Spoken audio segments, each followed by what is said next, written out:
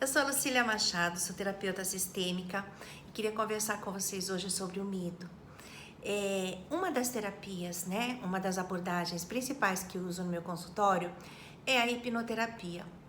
E aí eu recebo vários comentários de clientes, né, e de pessoas que me procuram com sérias dificuldades, com bastante nível de sofrimento e que falam assim pra mim: pior é que eu tenho medo de hipnoterapia.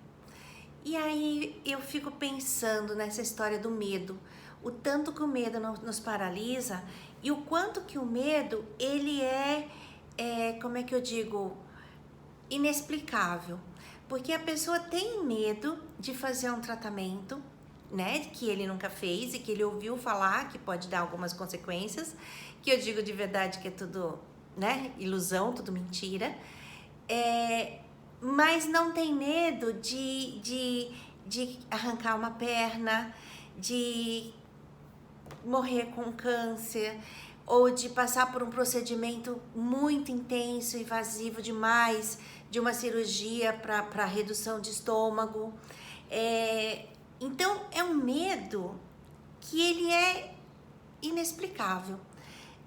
O medo em si, ele tem origem na nossa ancestralidade, porque a nossa história, como nós nos desenvolvemos, como nós chegamos até aqui, foi de muito medo, de muita insegurança, de falta de proteção. Então, o medo é nato. Então, tá certo ter medo, mas esse que paralisa e esse que deixa a gente de tentar novas coisas, né, tentar novas soluções, que precisa ser olhado com carinho. Porque até onde a gente acredita naquilo que a gente nunca fez, né, ou nunca usou, a gente está indo pela experiência de outra pessoa, não pela nossa. Eu tenho uma questão com medo que é muito engraçada. Eu sempre tive muito medo de agulha, de injeção, de vacina principalmente. Minha época de vacina era aquela época que dava com revólver, sabe? Então eu tinha muito medo, mas muito mesmo. Então eu tinha medo até de estar vacinando os meus filhos e eu falei, bom, quando eu parei de ser obrigada, eu não tomo mais vacina.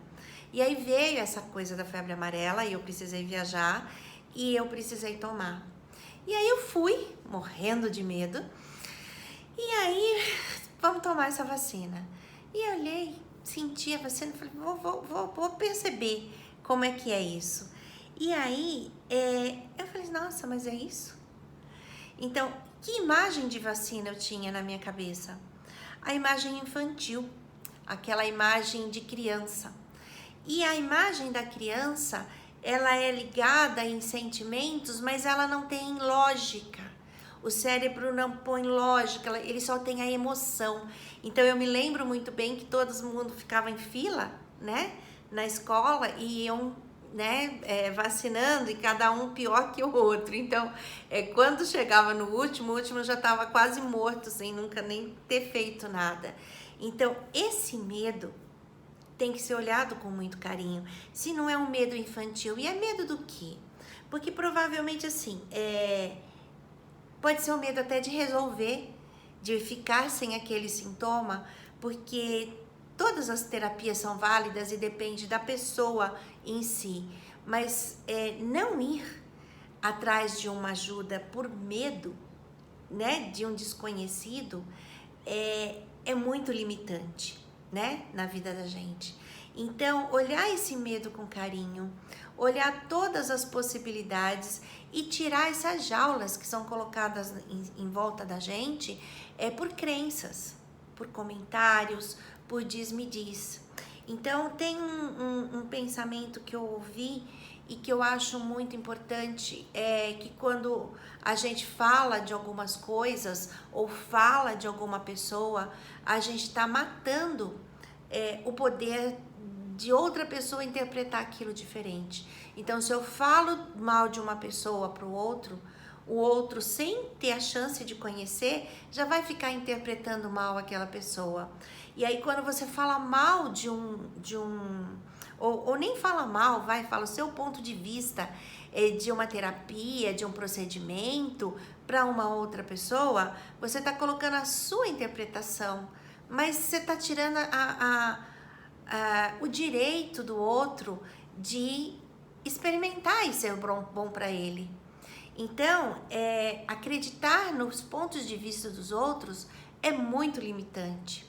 Então, liberar esse nosso subconsciente, liberar-se para novas experiências, querer realmente mudar aquele padrão de comportamento, aquele padrão de dor, aprender a viver de forma diferente, da forma como a gente veio para viver no mundo, que foi feliz, nós somos plenos, nós temos todas a capacidade do mundo, e não existe nada que não aconteça no nosso corpo físico que não passou antes pelo coração e pela mente. Então, olhar essa mente é muito importante, até para ter coragem de chegar a um tratamento, até ter coragem de chegar no processo de hipnoterapia. O processo de hipnoterapia é um processo de aceitação de sugestões. E você é sugestionável e sugestionado a todo tempo. Então, a todo tempo você está sendo hipnotizado. Quando você chega no médico e ele te dá um diagnóstico, e não é nem o diagnóstico, é o prognóstico. O diagnóstico é câncer, mas você tem um prognóstico de 3 meses de vida, automaticamente ele te deu uma sugestão. E se você aceitar aquela sugestão, você está perdido. Você só vai ficar 3 meses aqui na Terra ou até menos. Então, o processo de hipnose é isso. É uma auto-hipnose, a gente não hipnotiza ninguém. A gente dá sugestões com essa pessoa num transe leve, em um momento de sono, como se fosse um soninho, sabe aquele cochilinho?